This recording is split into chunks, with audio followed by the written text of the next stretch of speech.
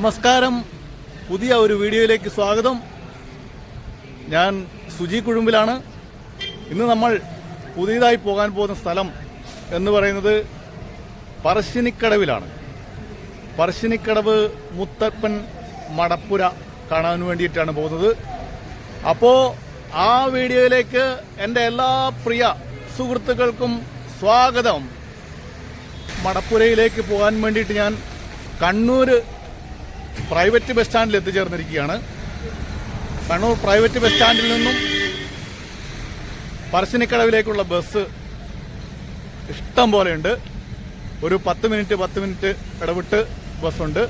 അപ്പോൾ ഇതാണ് കണ്ണൂർ താവക്കരയുള്ള പുതിയ ബസ് സ്റ്റാൻഡ്. വലുപ്പമുള്ള ബസ് സ്റ്റാൻഡാണ്. BOT അടിസ്ഥാനത്തിൽ പണിത ബസ് സ്റ്റാൻഡാണ്. മറ്റ് 2-3 ബസ് സ്റ്റാൻഡുകൾ വേറെയുമുണ്ട്. അപ്പോൾ പറശ്ശിനിക്കടവ് ഭാഗത്തേക്കുള്ള ബസ് കിടക്കുന്ന സ്ഥലത്തേക്ക് ഞാൻ പതുക്കെ നീങ്ങുകയാണ്. നമ്മുടെ മുമ്പിൽ കിടക്കുന്ന ഈ ബസ്സാണ് പറശ്ശിനിക്കടവിന് പോകുന്നത്. അപ്പോൾ ഈ ബസ്സിനാണ് ഞാൻ പറശ്ശിനിക്കടവിന് പോകുന്നത്.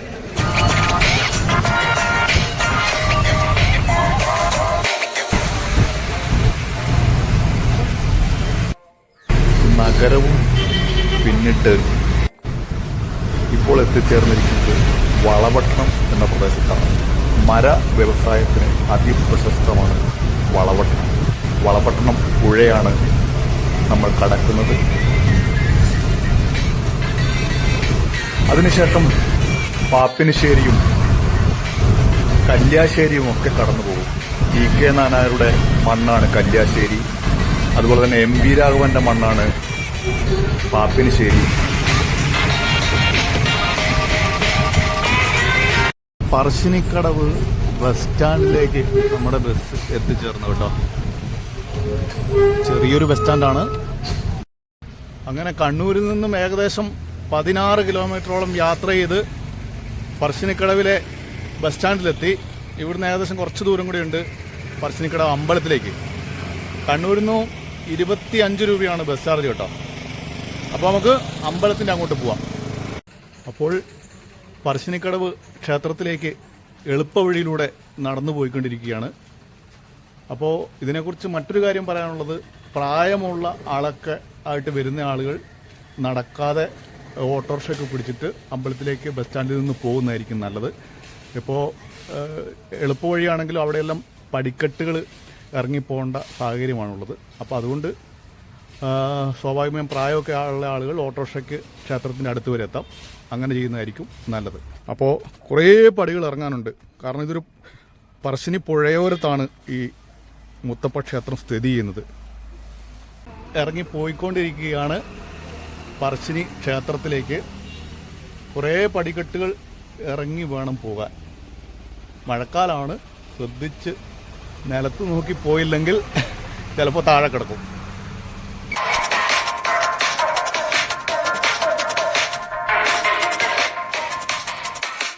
അങ്ങനെ ക്ഷേത്രത്തിലേക്കുള്ള പ്രധാന സ്ഥലത്തെത്തി. അപ്പോൾ ഇതാണ് കാഴ്ച. അതിമനോഹരമായ കടകൾ കൊണ്ട് നിറഞ്ഞ ഒരു സ്ഥലത്തുകൂടിയാണ് പറശ്ശിനി മുത്തപ്പൻ മടപ്പുരയിലേക്ക് നമ്മൾ കടന്നു ചെല്ലുക. അതുതന്നെ മനോഹരമായ ഒരു കാഴ്ചയാണ്.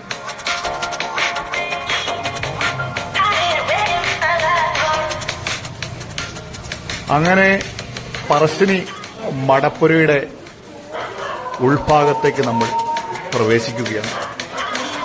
ഈ കവാടം കടന്നു വേണം പറശ്ശിനി മടപ്പുരയുടെ അടുത്തേക്ക് എത്തുവാൻ.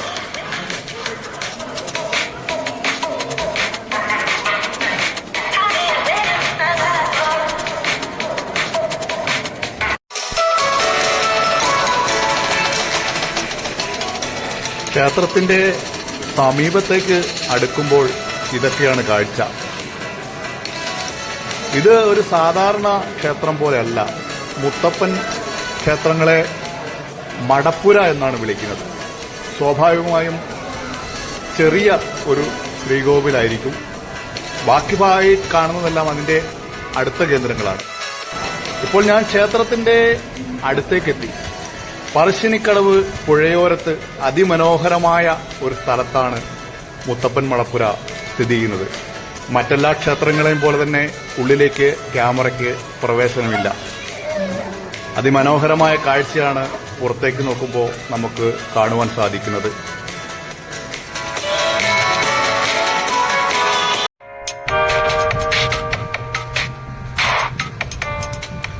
ഉത്തര കേരളത്തിലെ കണ്ണൂർ ജില്ലയിലെ തളിപ്പറമ്പ് താലൂക്കിൽ ആന്തൂർ നഗരസഭയിലാണ് പറശ്ശിനിക്കടവ് മുത്തപ്പ ക്ഷേത്രം സ്ഥിതി ചെയ്യുന്നത്.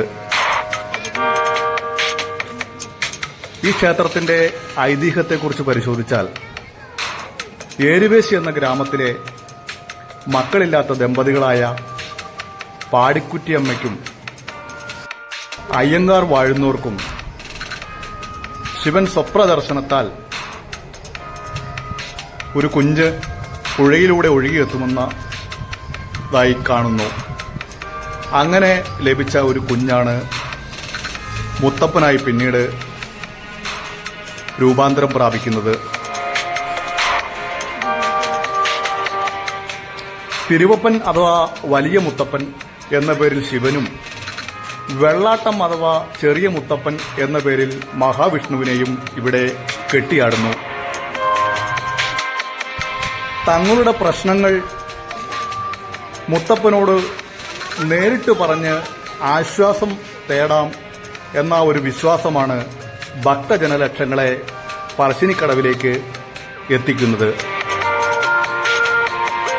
മറ്റു മുത്തപ്പൻ ക്ഷേത്രങ്ങളിൽ നിന്നും വ്യത്യസ്തമായി എല്ലാ ദിവസങ്ങളിലും തന്നെ ഇവിടെ തെയ്യം കെട്ടി.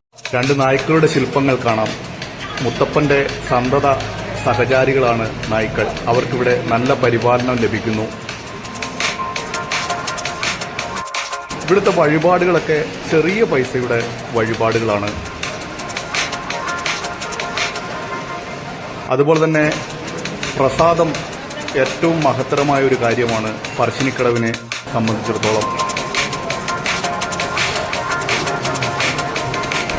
വൻപയർ പുഴുങ്ങിയതും തേങ്ങാക്കൊത്തും ചായയും കഴിക്കാതെ ഇവിടെ വന്ന ആരും ഈ ക്ഷേത്രം വിട്ടുപോകില്ല.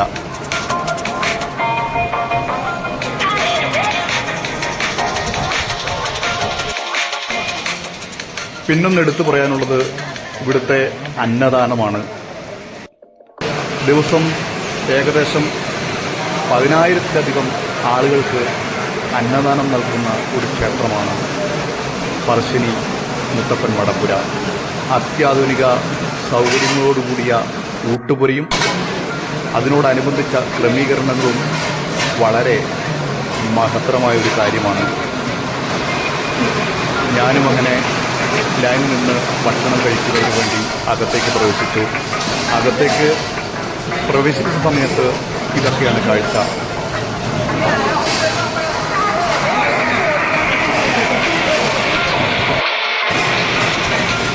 വളരെ ശുചിത്വത്തോടുകൂടി തന്നെയാണ് ഇവിടെ ഭക്ഷണം നൽകുന്നത്. വളരെ മനോഹരമായ ഒരു ഇരിപ്പിട സംവിധാനവും ഇവിടുത്തെ പ്രത്യേകതയാണ്.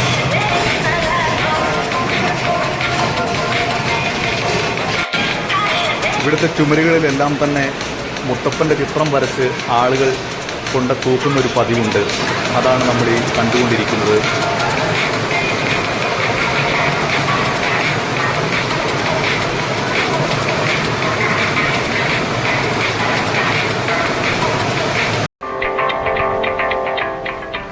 പറശ്ശിനിക്കടവിലെ ഏറ്റവും പ്രധാന ഉത്സവം ഇവിടുത്തെ പുത്തരി ഉത്സവമാണ്. ഇത് വൃശ്ചിക മാസത്തിലെ 16-ാം തീയതിയാണ് എല്ലാ വർഷവും തന്നെ ആഘോഷിക്കുന്നത്.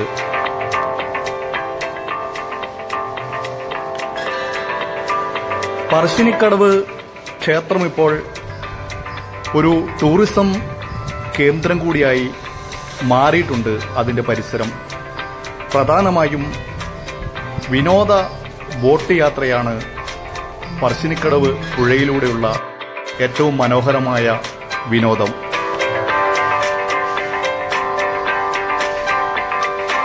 അതുകൂടാതെ തന്നെ സർക്കാരിന്റെ ബോട്ട് സർവീസും ഈ പുഴയിലൂടെയുണ്ട്. ചെറിയ പണത്തിന് ഈ പുഴയിലൂടെ ബോട്ട് സവാരി നടത്താം. പറശ്ശിനിക്കടവിലേക്ക് യാത്രക്കാരായിട്ട് വരുന്ന ആളുകൾക്ക് എപ്പോഴും സംശയം തീരാത്തതാണ്. ട്രെയിന് വരുന്ന ആളുകൾ ഏത് റെയിൽവേ സ്റ്റേഷനിൽ ഇറങ്ങണം എന്ന് കൺഫ്യൂസ്ഡാണ്. വടക്കു നിന്ന് വരുന്നവരും തെക്ക് നിന്ന് വരുന്നവരും ആണെങ്കിലും ശരി, പറശ്ശിനിക്കടവ് ക്ഷേത്രത്തിലേക്ക് വരുന്ന ആളുകൾ കണ്ണൂർ റെയിൽവേ സ്റ്റേഷനിലാണ് ഇറങ്ങേണ്ടത്. മറ്റൊരു റെയിൽവേ സ്റ്റേഷനുമല്ല, കണ്ണൂർ റെയിൽവേ സ്റ്റേഷനിലാണ് ഇറങ്ങേണ്ടത്. കണ്ണൂർ റെയിൽവേ സ്റ്റേഷനിൽ ഇറങ്ങിക്കഴിഞ്ഞാൽ ഒരു 500 മീറ്റർ നടന്നാൽ ബസ് സ്റ്റാൻഡായി. ആരോട് ചോദിച്ചാലും മനസ്സിലാക്കാവുന്നതേ ഉള്ളൂ. ഓട്ടോറിക്ഷ പിടിക്കേണ്ട ആവശ്യം പോലുമില്ല. ബസ് സ്റ്റാൻഡിൽ വന്നു കഴിഞ്ഞാൽ ഒരു 10 മിനിറ്റ് ഇടവിട്ട് പറശ്ശിനിക്കടവ് ക്ഷേത്രത്തിലേക്ക് ബസ് സർവീസ് ഉണ്ട്. അപ്പോൾ യാതൊരുവിധ കൺഫ്യൂഷൻ്റെ ആവശ്യമില്ല.